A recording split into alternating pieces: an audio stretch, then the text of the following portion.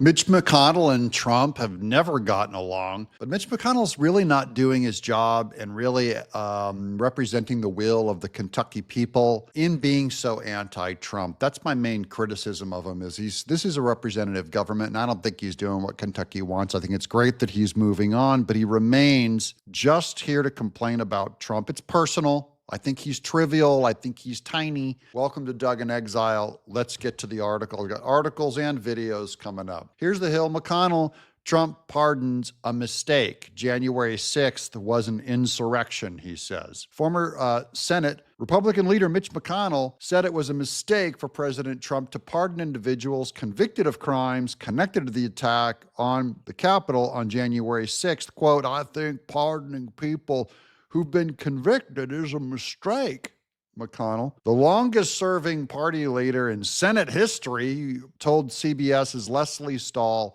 on 60 Minutes broadcast. I can't show 60 Minutes material here because I'll get a copyright strike. That's why I'm reading it out of this article. Hours after taking office, Trump pardoned nearly all of the roughly 1,600 people charged in connection with the riot. He commuted the sentences of about a dozen others who did not receive pardons. Now, here's my beef with Mitch McConnell. Too bad, Mitch. It's a presidential power that he has. You're allowed to disagree, but you have no say. It's purely the president's ability to pardon. And he didn't complain like this about Joe Biden's pardons. Asked to describe his relationship with Trump, McConnell said, "Well, we haven't spoken for quite a while. I was very upset about what happened January 6th. Okay, fair enough. You're allowed to have your opinion, buddy. Now here's Trump on McConnell. The rule of law is a tremendous threat to Western civilization. And I was asked the other day, and I took a little heat for it. They said, who's our biggest threat? Is it China, sir? Is it Russia? I said, no, our biggest threat are high-level politicians that work in the United States government, like Mitch McConnell, Nancy Pelosi. Okay, Mitch McConnell, Nancy Pelosi, he's right. Who's more right, Mitch McConnell or Trump? Okay, Trump just now, you know what? America cannot be defeated by Russia. We cannot be defeated by China. We can be defeated by enemies within. We've seen it now for 20 years. Our own government working against the American people has been the biggest thing to destabilize us. Schumer, Biden, Justice Department, because that's poisoning our country. To weaken us has been our own government is America's biggest enemy, our greatest weakness. And that's why Trump is defeating the foe, which is our own government, and reforming it. We don't need to fire people. You need to get rid of them. You need to get people on board with the Constitution, and that's what he's going to do. On Mitch McConnell, there was a lot of conspiracies against Trump about who he's in bed with in Russia, about how bad he is. But Mitch McConnell was like the leader of the Republican Party forever. You guys know about his wife, right? He married a Chinese woman who is tied back to huge imports from China. So, of course, Mitch hates Trump because Trump is not married to China. How the Senate's top Republican, Kentucky Senator Mitch McConnell, is tied through his wife to the top leadership of the Chinese Communist Party. He also told Star News Network. Okay, hold on one second. Look at this woman in the middle. Now look at Mitch McConnell. Mitch McConnell is her sugar daddy. This is an arranged marriage. That's her dad, the businessman on the left, who's big on Chinese shipping. That his wife, Elaine Chao, as transportation secretary, used her official position to help the shipping business of her father, James Chao. So when Mitch McConnell married Elaine Chao, he married into a family that had very substantial connections on mainland China with the Chinese Communist Party. James Chao, who is Elaine's father, that would... Okay, look at her. I'm sorry. I'm not stupid, okay? She married a dinosaur, a fossil, a man so old and deformed. What do you think happened? Do you think she's all, oh, Mitch, I love you. I love you, Mitch. You're so handsome, strong. This is a transaction.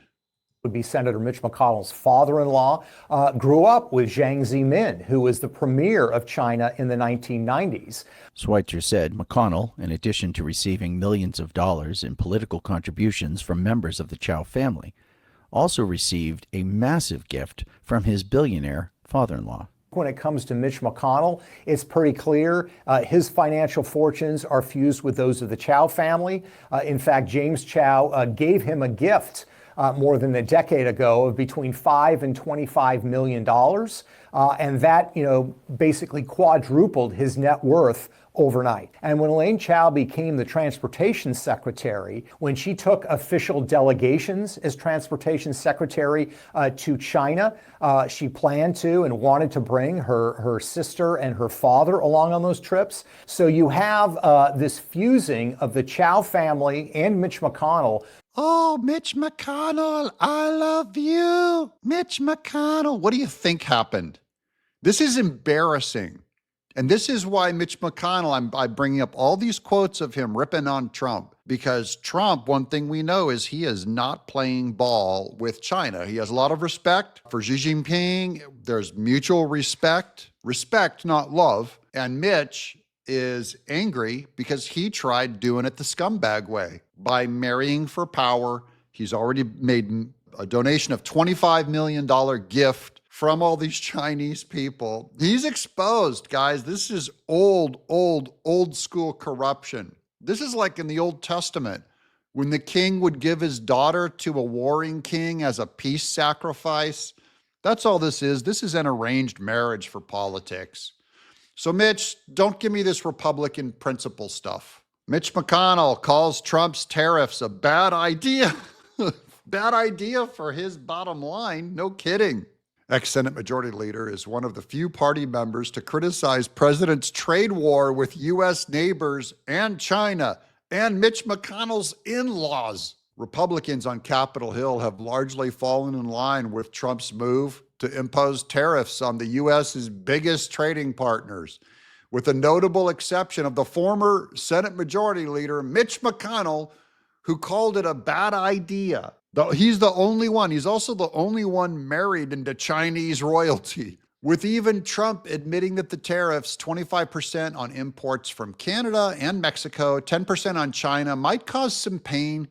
There was mostly strong support from the president's loyalists. Jason Smith, chair of the Ways and Means Committee of the House of Representatives, said the tariffs would, quote, send a powerful message to the United States. We'll no longer stand by as other nations fail to halt the flow of illegal drugs and immigrants into our country. Now, Mitch McConnell has no sympathy for the over a million Americans that died of fentanyl overdose coming in from China. Mitch McConnell admits cold, hard truth about Trump's tariffs. Senator Mitch McConnell questioned the logic of Trump's tariffs on allies. Well, China's not exactly an ally, stating that the measures will raise prices for American consumers. I'll explain why he's wrong.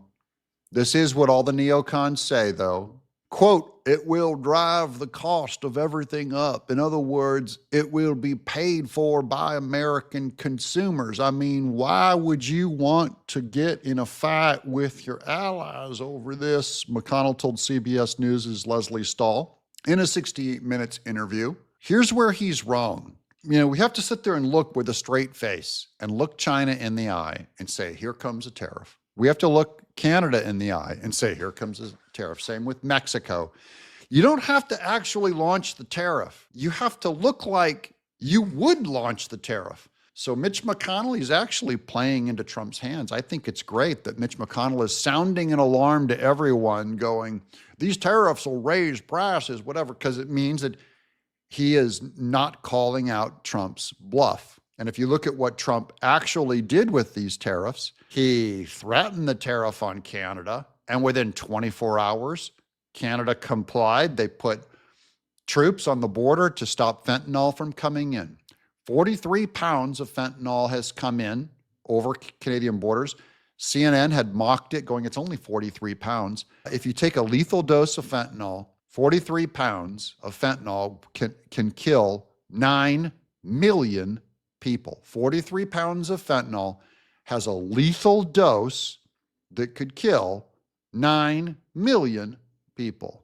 The other thing is Trump went to Mexico, announces a tariff. Mexico complies, says we're putting 10,000 troops on the southern border. We will stop fentanyl from coming in and illegal arms from coming in. That's another tariff. It lasted 24 hours. So he got China to comply, Canada to comply, and Mexico to comply. And the tariffs, all Trump is saying is he values human lives over the cost of avocados, which Chuck Schumer, Mitch McConnell, Dick Durbin, they will, anything to not have a tariff, they'll be okay with that many Americans dying of fentanyl overdoses. That's the difference between Trump and all these guys. Let's go to our last article here. Okay, this is CBS News. Senator McConnell on what he'll do as President Trump shakes up Washington with an onslaught of executive orders. Senator Mitch McConnell, after stepping down from his Senate leadership position, bucked President Trump. I was one of the only 3 Republicans to vote against President's nominee for Defense Secretary of Pete Hegseth. Didn't do any good because J.D. Vance did the tiebreaker vote. With confirmation hearings for Trump's cabinet nominees ongoing, people are wondering just what Mitch McConnell will do next. The 82-year-old said he feels free to be more outspoken about what he cares about than he has in the past, but it seems unlikely that he'll be leading an opposition to the head of his party, Donald Trump. Quote, I expect to support most of what this administration is trying to accomplish. The long-serving Republican said, so what happened in the past is irrelevant to me. So he's getting on board with Trump. He's going to be less and less vocal about it. His legacy will be largely forgotten compared to what Trump is doing in office now is the largest reformation in America in my lifetime. I'm Doug in exile. What do you guys think of Mitch McConnell? Let me know in the comments below.